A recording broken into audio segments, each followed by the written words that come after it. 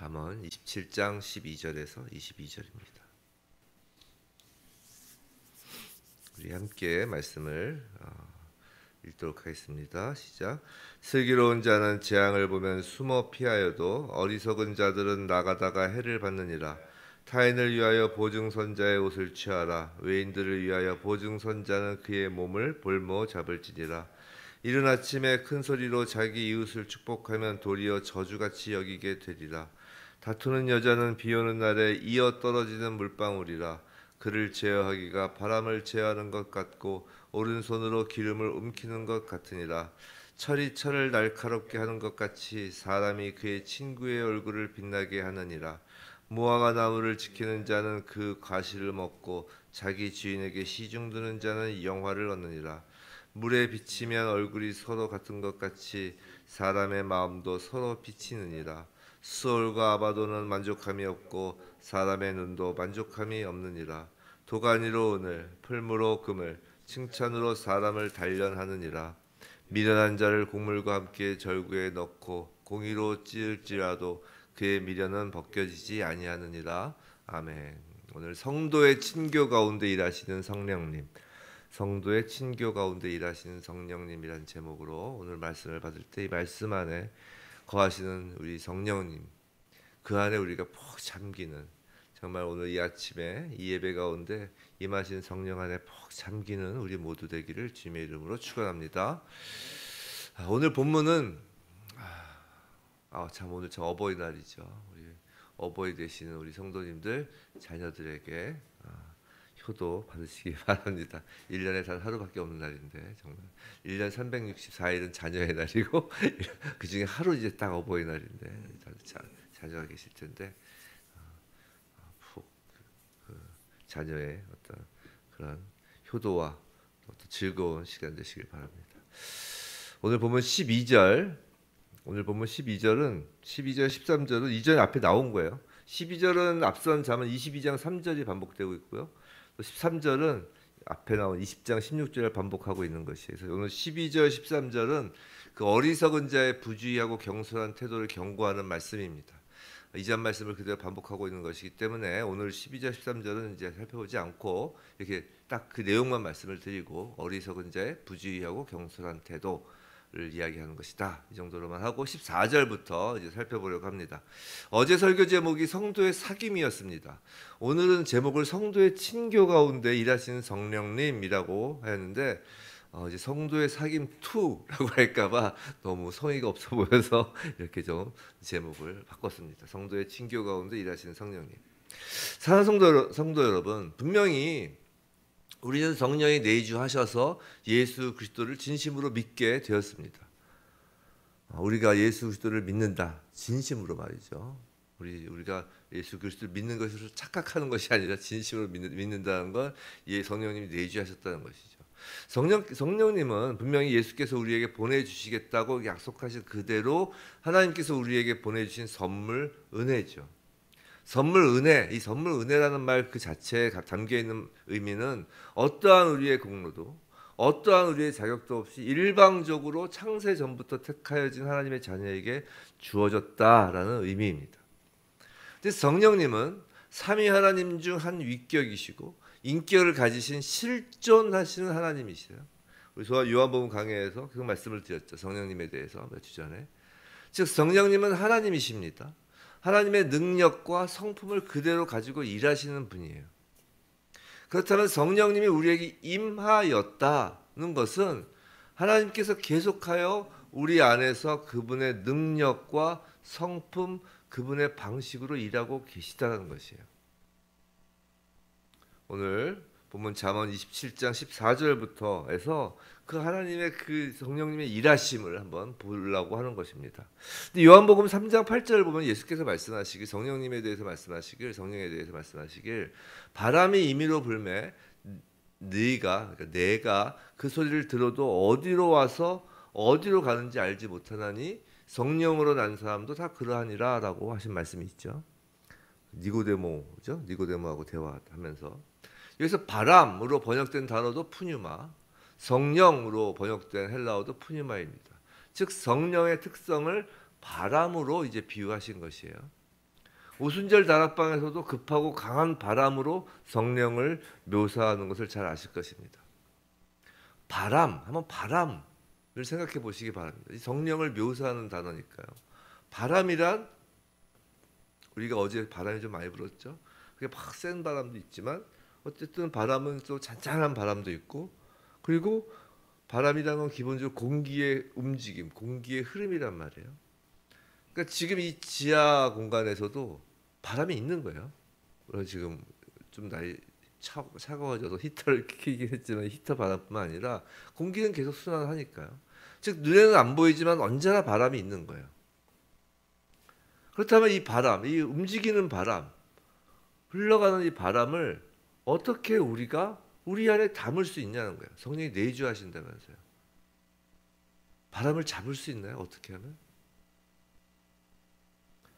오늘 뭐 보면은 뭐 다투는 여자 얘기하면서 그를 제어하기가 바람을 제어하는 것 같고 못한다는 거잖아요. 다투는 여자는 뭐 이걸 지금 말씀하는 건 아니지만 여하튼 바람을 어떻게 잡을 수가 있어요? 바다를 한번 생각해 봅시다. 바다를 그물에 가두는 방법이 무엇인지 아세요? 바다를 그물에 가두는 방법? 제가 분명히 어디선가 읽은 내용이에요. 이게 이게 저 기억력이 워낙 약하고 제가 어려서 워낙 잡학을 많이 읽어서 여러 책을 많이 어디선가 책에서 읽었는데 바다를 그물에 가두는 방법이 있어요. 그게 뭐냐면 바다를 그물에 가두는 방법은 그물을 바다에 잠기게 하는 것이에요. 라고 어떤 글을 읽은 적이 있어요. 톨스토이인가? 그래요. 약간 어렸을 때 이거 기억이 안 나. 이 책에서 읽었는데 책을 많이 읽은 건 아닌데 기억력이 약해서. 근데 맞아요. 그물을 바다에 잠기게 하는 것이라고요. 마찬가지로 바람을 어떻게 우리가 잡을 수 있나요? 성령을 어떻게 우리가 잡을 수 있나요? 성령이 내주하신다는 의미가 뭔가요? 그건 우리가 바람에 푹 잠기는 거예요. 생각해 보세요. 하나님께서 신의 산에 임재하셨을 때 산 안에 하나님이 담기셨나요? 아니에요. 하나님이 산을 덮으시죠. 하나님은 어디에 담기시는 분이 아니세요. 그 성령님도 마찬가지라니까요. 성령님도 하나님과 동일한 품성, 동일한 능력을 가진 분이시라니까요. 한 인격이시라니까요. 성령님이 내주하신다고 하니까 우리는 이 좁은 마음 안에 막 성령님이 막 비집고 들어오신다고 생각하지만 사실 그 반대라고요. 성령이 어떻게 우리 안에 담깁니까? 하나님이 어떻게 담겨요? 우리가 우리 위를 전인격, 우리의 전인격을 위로부터 덮으시는 거라고요. 덮으시는 거라고. 그래서 에스겔서에서 그 성전 문에서 그 흘러나오는 물의 비유 있잖아요. 그게 이제 성령을 뜻하는 건 다 아시잖아요. 적어도 이 아침에 이렇게 예배 드신 분 다 알 거라고 생각합니다. 그 에스겔서의 성전 문부터 쫙 물이 내려와서 어떻게 되죠? 발목부터 이제 허리까지 차고 결국 몸이 다 잠기는 그 내용으로 비유가 되잖아요. 사랑하는 성도 여러분, 성령께서 우리에게 오셨습니다. 그렇기에 여러분은 예수의 십자가 죽음과 부활을 믿고 예수를 주님으로 고백할 수 있는 거예요. 우리에게 성령께서 임하신 것만큼 중요한 것은 그 임하신 성령 안에 우리가 푹 잠기는 거라고요. 성령님은 우리를 떠나시고 막 그러시는 게 아니에요. 에이, 잘못했구나, 죄졌구나. 그럼 난 이제 쟤하고 같이 안 있어야지 하고 떠나고 막 이렇게 변덕스러운 성령님이 아니죠. 이미 창세전부터 우리를 택하셔서 성령님께서 임하셔서 우리를 덮고 계신 거라고요. 근데 이 덮고 계신데 우리가 우리의 지정의가 이 성령에 푹 잠겨 있느냐 아니면 우리가 딴 생각을 하고 있느냐 그 차이인 거죠. 성령에 푹 잠기려면 그러려면 그 바람 속에 온전히 우리가 거하려면 어떻게 해야 할까요? 어떤 특별한 방법이 있는 것이 아니에요. 그 방법이란 우리가 너무나 잘 아는 말씀과 기도와 예배인 것입니다. 우리는 말씀 안에서 거하는 것이고 기도 가운데 성령의 임재 안에 거하는 거예요.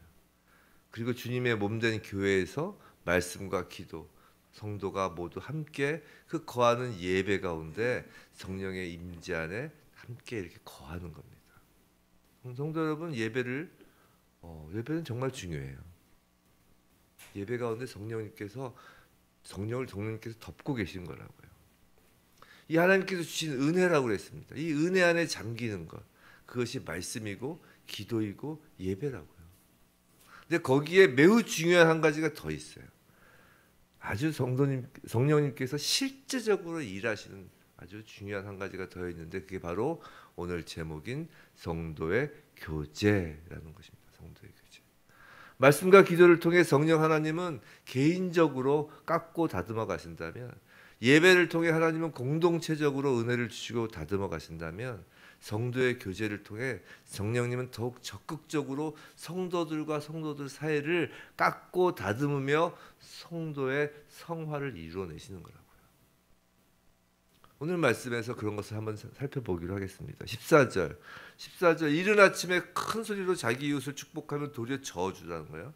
이건 뭐냐면 결국 진실이 결여된, 진실이 없는 칭찬이나 축복의 말은 경건의 모습만을 보여주는 또 다른 외식이라는 것입니다.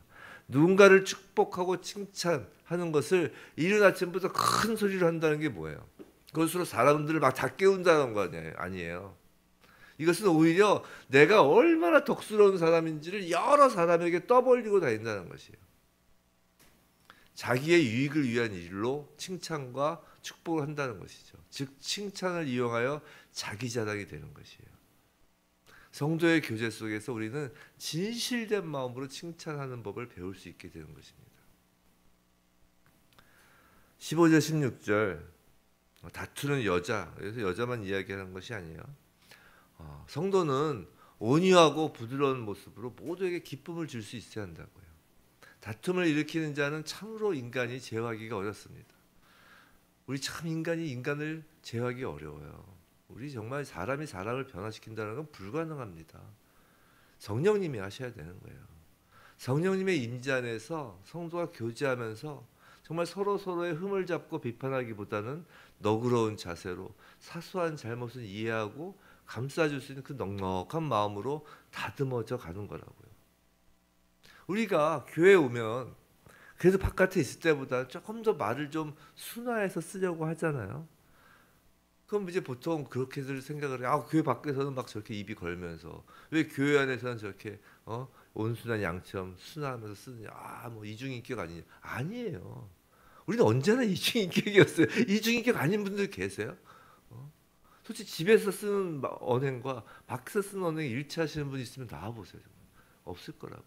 다 어느 정도 상황과 처지에 맞춰서 거기에 맞는 옷을 입잖아요. 그렇게 옷을 입다 보면 거기에 우리가 익숙해져지는 것이죠. 그 교회 안에서 그렇게 다듬어져 가는 것입니다. 17절 19절 철이 철을 날카롭게 하는 것 같이 사람이 그의 친구의 얼굴을 빛나게 하고, 19절 물에 비치면 얼굴이 서로 같은 것 같이 사람의 마음도 서로 비치느니라. 이게 가장 그 성도 간의 교제에 있어서 성령님께서 일하시는 것을 대표적으로 보여주시는 말씀이죠. 우리 인간은 사회적 존재라고 합니다. 인간은 결코 혼자로는 인간이 되지 못해요. 늑대 소년 이야기 아시잖아요. 늑대하고 크면 늑대가 되는 거예요. 왜 아이가 자라면 학교에 보내지나요? 단지 공부만 하고 지식만 쌓기 위해서라면 얼마든지 개인 교습으로 가능합니다. 만약 좋은 대학 보낼 목적이라고만 생각하면 아이를 굳이 대학을 보낼 필요가 없어요. 학교에 보낼 필요가 없어요. 요새 또 내신으로 대학 가는 게 더 쉬우니까 무조건 보내야 되나요? 하여튼 그래서 공교육이 다 무너지는 거예요. 다 대학을 가려는 목적으로 학교를 보내니까. 학교의 목적은 공부를 가르쳐 주는 것만이 아니라고요. 학교의 목적은 그게 아니에요. 학교에 보내서 또래들과 어울리도록 하는 것이 학교의 목적이라고요. 그래서 서로가 서로에게 자극도 주고 좀 부딪혀가면서 좀 주먹다짐도 하고, 뭐 어떤 때는 정말 같이 몰에서 뒹굴기도 하고, 그러면서 아이가 인간답게 성장할 수 있는 것이라고요. 사실 학교가 그것을 못하고 있기 때문에 이제 학교가 제 기능을 잃은 거예요. 학교에서 수업을 못 가르쳐서가 아니에요. 우리 선생님들 그건 비하하는 것입니다. 선생님들을 수업 잘 가르치세요.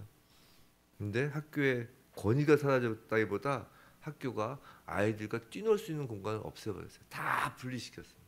학생 인권이라고 해서 다 분리시켰어요. 나의 인권, 나의 인권, 나의 인권 해가지고 뭐 부딪힐 기회를 안 주는 거예요. 물론 뭐 학교 내에서 뭐 아주 학교 폭력이나 그런 것도 사실 다 이기적인 거에서 시작되는 거예요. 그런 의미에서 교회는 일종의 하나님 나라의 학교인 거예요. 하나님 나라도 학교가 있다니까요. 그게 바로 교회라고요. 성령의 임재 안에서 하나님 나라에서 서로 살아가는 룰을 배우는 것입니다. 서로 다른 인격체가 부딪히고 깎여 나가면서 예수의 형상으로 성장해 가는 것이에요. 그래서 19절 물에 비치는 얼굴처럼 서로 비춰지는 거예요. 서로 비슷해지는 겁니다. 누구 욕할 거 없어요.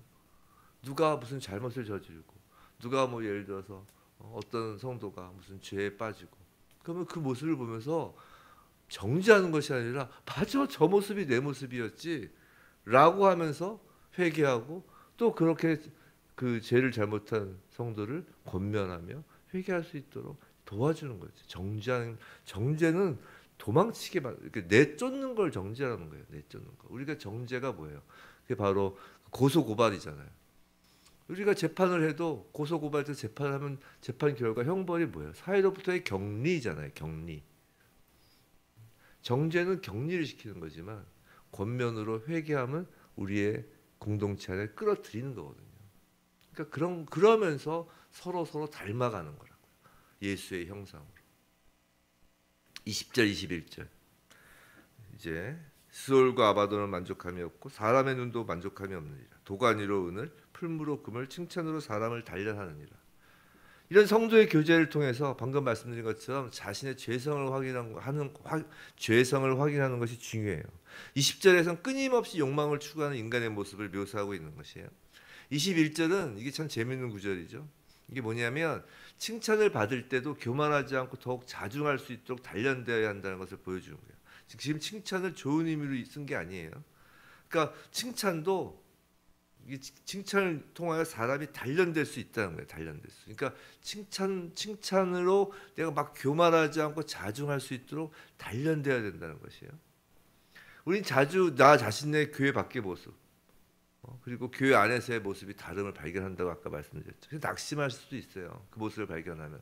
하지만 절대 포기하지 않으시기 바랍니다. 성령님은 하나님이세요.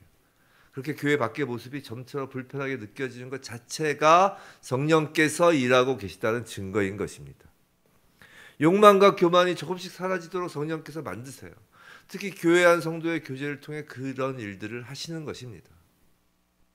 18절 무화과 나무를 지키는 자는 그 과실을 먹고 자기 주인에게 시중드는 자는 영화를 얻느니라. 우리에게 맡겨진 무화과 나무 즉 식물이라도 정성을 다해 돌보면 과실을 얻고 주인으로부터 칭찬을 듣습니다. 하물며 성도가 서로를 보듬고 돌보면 어떻겠습니까?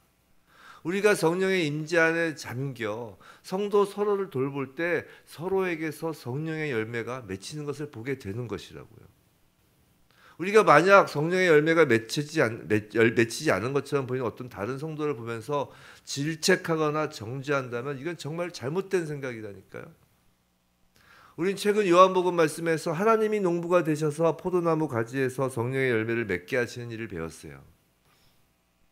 그 하나님이 성령으로 우리를 덮고 계시는 거라고요. 성령님이 하나님이라니까요. 바로 우리가 서로에게 농부가 되어 돌보며 성령의 열매를 함께 맺어가도록 하시는 거라고요. 어제는 그 말씀드렸죠. 예수가 우리가 함께 하시다는 건 바로 저와 여러분이 함께 하는 거라고요. 마찬가지예요. 성령님이 우리를 덮고 있다는 것은 성령님이 우리를 덮고 성령의 열매를 맺어가신다는 것은 바로 우리가 서로 성령 안에서 서로 성령의 열매를 맺어가는 거라고요. 절대 혼자 산속에서 돛 닦으면서 성령의 열매가 맺어지는 것이 아니라는 것이에요. 그래서 교회는 함께 모이는 것이 그래서 중요해요. 우리가 유튜브나 인터넷으로 혼자 방에서 예배드리는 걸 예배라고 하지 마시라고요. 전 그거를 부정적으로 이야기하는 건 아니에요. 예를 들어 병원에 있으시다거나 여행을 가셨다거나 정말 현장 예배를 드릴 수 없는 그런 처지와 여건에 있는 분들을 위하여 사실은 그 실황으로 예배를 드리는 거예요. 방송을 내보내는 거예요. 그렇지 않으면 모여야 되는 이유가 모이지 않고서 어떻게 교제가 되겠어요? 교회의 중요한 역할이 성도 간의 교제라니까요. 성령의 열매가 맺힐 수 있는 거의 유일한 길이라니까요. 학교라니까요. 학교. 우리가 말씀만 잘 묵상하고 암송하고 말씀 잘 해석하는 건 아까 이야기한 대학 가려고 공부만 잘하려고 학교 보내는 게 아니라는 거하고 똑같은 말씀이에요. 기도 혼자 골방에서 기도하잖아요. 그것으로 성령의 열매가 맺혀지는 게 아니라니까요. 22절 그래서 교회는 일종의 절구통과 같은 거예요. 22절 미련한 자를 곡물과 함께 절구해 놓고 공의로 찌을지라도 그의 미련은 벗겨지지 아니하니라. 교회는 일종의 절구통과 같습니다. 사람들이 교회 안에서 성도와의 교제를 하며 공의로 찌어지는 거예요. 찌어져. 서로 가루가 돼서 섞이는 거예요. 우리는 이 땅에서 먼저 정말 먼지가 돼버리는 것입니다. 우리가 죽으면 흙으로 돌아간다고 그러잖아요. 예수 믿는 자들은 이미 죽은 거 아니에요. 여러분들 이미 죽었습니다. 우리에게 다시 죽음은 없어요. 예수를 믿는 순간. 그죠? 거듭났다는 게 죽었다는 거예요. 죽었다는 게 뭐예요? 흙이 됐다는 거예요. 이미 너희는 먼지라는 거예요. 근데 아직은 안 먼지죠. 먼지가 아니죠. 그러니까 교회 안에서 찌어지는 거예요. 가루가 되게. 껍질이 벗겨지게. 그 죄의 껍질이 벗겨지게. 그 미련, 성경에서 잠언에서 미련은 죄악이라고 그랬어요. 그 죄악의 묵은 때가 벗겨지는 것입니다. 물론 교회 안에는 알곡도 있지만 가라지도 있을 것이에요. 그래서 그 가라지는 이 미련한 자를 의미하는 것이죠.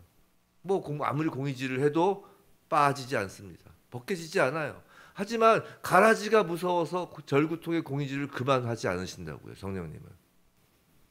우린 누가 가라지인지 알 수도 없어요. 알 필요도 없어요. 자기만 아니면 돼요. 자기가 가라지가 아니지만 늘 두려워하며 제가 빠지기를 원해야죠. 제가 가루가 되길 원하는 거예요. 교회 안에서.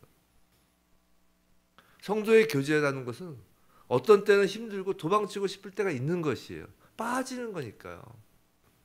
이게 샤방샤방이 아니라니까요. 성도의 교제는 예수께서 재림하실 때까지 계속되는 것이라고요. 마지막까지 그 죄악의 껍질이 벗겨지지 않는 사람이 남아 있을 수 있어요. 가라지가 있을 수 있어요. 우리의 영역이 아니에요. 근데 그건 전적으로 공의질하시는 하나님의 영역이에요. 전적으로 재림하시는 예수님 목입니다. 교회라는 이 땅에서의 학교에서 빠지는 것이 낫지. 이 땅에서의 학교에서 빠지지 않으면 결국 맨 마지막에 불 속에 들어가는 거예요. 누가 들어갈지는 우리는 몰라요. 나만 아니면 돼요. 일단. 그러니까 무슨 말이냐면 누가 가라지인지 판단할 필요 없다는 것이에요. 그러니까 다 서로를 알고기라 생각하고 열심히 서로를 빠야 되는 것이죠. 성령 안에서 공의로 그 죄의 껍질을 벗겨지는 것이 바로 교회입니다. 사랑하는 성도 여러분, 성령 충만을 원하세요? 성령 충만을 원하셔서 정말 막 부흥회 한번 물론 부흥회 같은 데 하면 이제 성령이 확 일죠. 하지만 성령 충만이 항상 임하는 건 아니잖아요. 부흥회에서